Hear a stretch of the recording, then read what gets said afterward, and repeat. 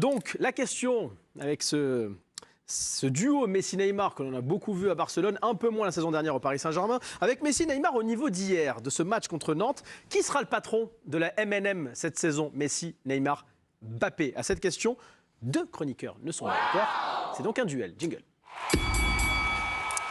Pour Saber Desfarges, ce sera Kylian Mbappé. Pour Yoann Rioux, ce sera Lionel Messi. Alors, vous votez aussi sur le compte de Twitter de l'équipe du soir. Si vous pensez que c'est Kylian Mbappé qui sera le patron de la MNM cette saison, vous votez Saber. Si vous pensez que c'est Messi, vous votez Yoann Rioux. Émilie Ross, Madame la Présidente. C'est pas fastoche. C'est dur. C'est pas facile. Et en même temps, pas être à votre place. Roi. Parce que la saison dernière, on se posait même pas la question. Personne ne dit Neymar. C'était. J'aurais bien aimé avoir un débat quand même sur Neymar.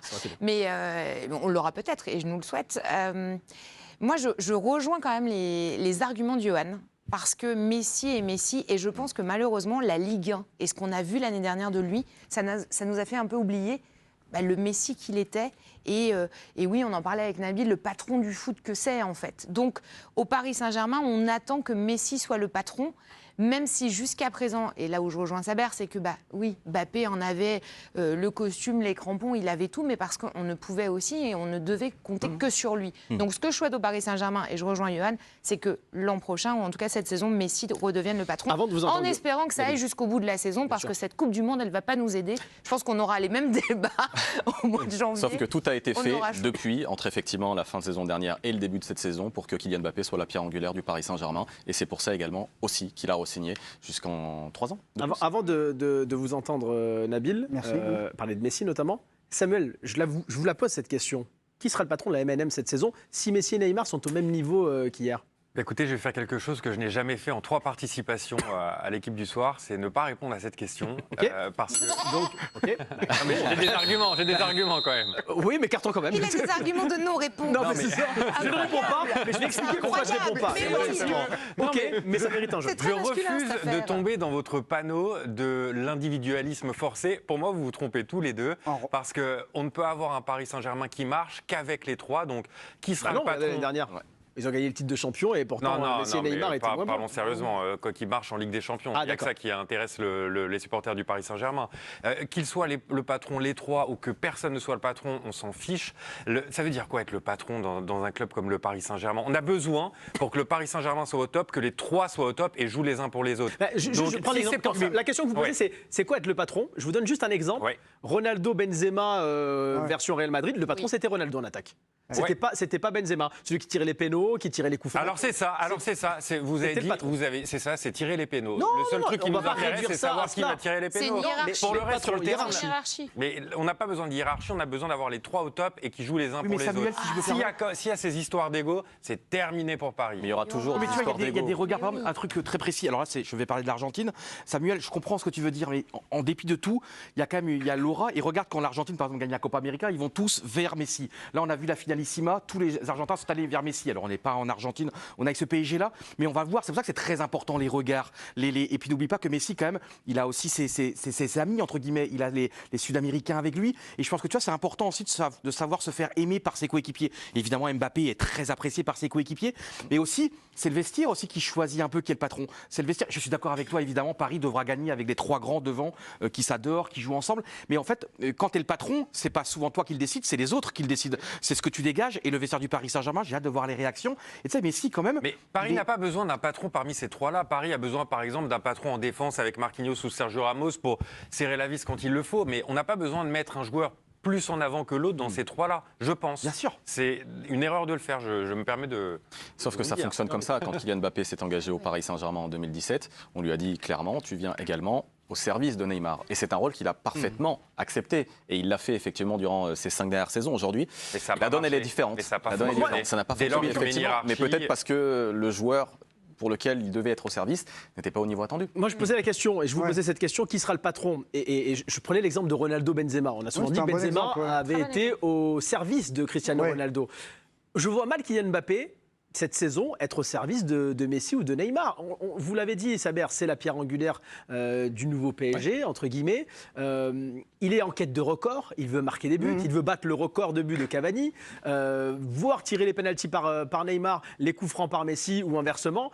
ça peut peut-être le gêner et ça ne fera pas de lui le patron, le leader de l'attaque. Vous avez raison, on est certainement encore dans une phase de transition. Le sens de l'histoire, c'est effectivement, je rejoins Saver, c'est que c'est lui le patron à venir de cette équipe. Mais ça ne sera peut-être pas totalement à 100% sur la saison à venir. La saison dernière, c'était le patron en attaque. Il n'y avait que lui. Il n'y avait que lui. Et puis Messi traversait une période assez compliquée. Mais là, j'ai l'impression comme on est reparti sur de nouvelles bases et tout, moi je pense qu'il y a une forme de sacralisation. Je pense qu'il ne peut pas y avoir de hiérarchie quand il y a Messi dans l'équation. Pourquoi ? Parce qu'il y a une forme de sacralisation avec ce joueur. C'est 7 ballons d'or. Tu ne peux pas être le patron du joueur qui est peut-être le plus grand joueur de l'histoire. Même si pour moi, c'est pas lui, c'est Maradona. Mais après, chacun ses envies. Enfin, il y a pas de souci. C'est pas le débat. Non, mais on s'en fout. Mais je sais que ça fait toujours réagir. Non, mais ça fait toujours réagir les gens. Non, mais celui qui me dit pour lui, Messi est le plus grand de tous les temps, je l'entends parfaitement. J'ai dit que c'était pas le débat. Mais restons sur. Donc évidemment qu'ils vont. L'idée, c'est que moi, je pense qu'il n'y aura pas de hiérarchie réelle. C'est-à-dire qu'ils vont composer au mieux, en espérant que ça se passe au mieux, qu'il n'y ait pas de friction.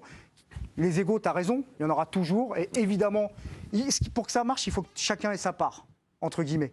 Si tout le monde a sa part et s'y retrouve, ça peut le faire. En revanche, si c'est complètement déséquilibré, moi je pense que tout ne va pas conspirer dans le même sens. Mais ça veut dire quoi concrètement être patron ? Ça veut dire quoi ? Quelle est la responsabilité ? Je pense que Messi, naturellement, c'est un patron. Mais alors, qu'est-ce qu'il va faire de plus sur le terrain ? On va lui donner le brassard, il va tirer les pénaltys. C'est quoi sa responsabilité supplémentaire dans le fait d'être le patron ? J'ai vu que sur le coup franc de Neymar, j'ai lu, je dis peut-être n'importe quoi, naturellement, il a dit à Neymar, tu le sens, vas-y, c'est ce que j'ai vu, prends-la. Sinon, ça aurait été à lui, c'est lui qui l'a décidé.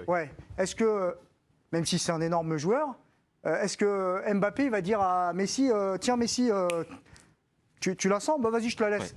Je suis pas sûr de ça. Et ça veut pas dire que c'est bien ou pas bien. Ils peuvent pas intelligemment se parler et se dire, tiens, t'as tiré le dernier, vas-y, prends celui-là. Non, mais je pense que ça va se faire naturellement parce que c'est des gens intelligents. Mais je pense que s'il n'y a pas Messi dans l'équation, naturellement, il n'y a même pas la question qui se pose. Mais tant que lui est là, c'est un monstre de l'histoire du football. Et s'il retrouve, et là où je suis d'accord avec Johan, s'il retrouve son niveau, j'en sais rien, je le souhaite, c'est un joueur unique. Unique. Ça ne peut être que le... Écoutons Christophe Galtier, on va vous écouter juste derrière, Johan. Quelle sera la place de Kylian Mbappé cette saison dans son équipe ? Écoutez-le. Évidemment qu'avec l'apport de Kylian, ça sera évidemment un atout... plus qu'un atout, Kylian est omniprésent dans ce projet et à nous, avec le staff, à moi, de faire en sorte que cette relation entre les trois puisse permettre à l'équipe d'atteindre, de faire de bons matchs et de marquer beaucoup de buts. Il n'y a personne qui peut oublier Kylian, quand même. On sait tout ce qu'il peut apporter, ce qu'il apporte à l'équipe, ce qu'il a apporté à l'équipe la saison dernière. Mais bien évidemment, nous avons travaillé tout au long de cette préparation en sachant que Kylian allait être suspendu pour le trophée, mais évidemment que l'apport de Kylian à partir du prochain match sera un apport dont on ne va pas se priver, bien au contraire. Oui. Samuel, c'est très intéressant, j'essaie de t'accompagner par rapport à cette réflexion de comment on voit sur un terrain ou dans un vestiaire que quelqu'un est le patron. Là, prenons le cas de la défense. On a Ramos, Marquinhos, Kimpembe, 3 super joueurs. Mais là, Ramos, on sent qu'il revient et tout. Enfin, je pense que naturellement, Ramos, je suis Marquinhos et je suis Kimpembe. J'écoute Ramos. Pour moi, imagine, je suis Kimpembe et Marquinhos. Et c'est Ramos, pour moi, qui redevient le patron naturel, automatique. Et c'est pas pour ça que Marquinhos doit en faire moins et que Marquinhos, il perd de brassard. C'est juste qu'il y a un moment donné, il y a une différence entre un brassard, mais sauf que tu as Ramos, qui est un génie de ce sport, qui a gagné 50 milliards de compétitions. Et donc c'est pour ça que Messi, par exemple, et moi si je suis Mbappé, on essaye toujours de se mettre à la place de joueurs, évidemment, on ne peut pas savoir, c'est des joueurs hors normes. Mais justement, l'intelligence de Mbappé cette saison, je pense, s'il voit que Messi, ça revient bien comme ça, on le sent, c'est que justement, tu as assez d'intelligence pour accepter que ce soit Messi et que Messi va te faire gagner. Peut-être que tu ne seras pas le numéro 1 cette saison, peut-être que tu seras le numéro 1 bis, mais peut-être que c'est lui qui va te faire la passe décisive en finale de la Champions League. C'est peut-être lui, parce que Messi, il sait faire ça, Messi, il l'a déjà fait. Et je pense que l'intelligence aussi de Mbappé... Si je sais qu'Mbappé, il veut battre tous les records. Mbappé, il a dit, je veux être le patron. Mais c'est être un patron également derrière cette science, cette intelligence. Oui, mais tu ne penses pas que Saber, à un moment donné, pour moi, si vraiment, Mbappé, il est le patron depuis quelques années déjà, mais accepte pendant un an dans cette transition, que ce soit parce que c'est Messi. Ouais, mais et Messi, c'est le génie. Est-ce qu'il a le temps, Kylian Mbappé? Il a re-signé au PSG, justement. Mais si le Paris Saint-Germain gagne, si le Paris Saint-Germain gagne la Champions League, il sera gagnant. Mais Émilie, il brigue aussi des récompenses individuelles, même s'il cherche la Ligue des Champions, il veut la Ligue des Champions avec le PSG. Il n'a jamais caché qu'il voulait récupérer le Ballon d'Or et gagner le Ballon d'Or un jour. Regardez Karim Benzema, il remportera peut-être le Ballon d'Or dans quelques mois, mais il le remporte pourquoi? Parce qu'il est devenu le leader de l'attaque du Real Madrid depuis le départ de Cristiano Ronaldo, qui lui a aussi récupéré des Ballons d'Or grâce, entre autres, à Benzema. Est-ce que vous ne pensez pas que Kylian Mbappé peut être frustré, justement, que Messi, Neymar... je ne dis pas partage la vedette avec lui en attaque, mais soit à son niveau, ou peut-être même plus. De partager la vedette avec Messi. Exactement.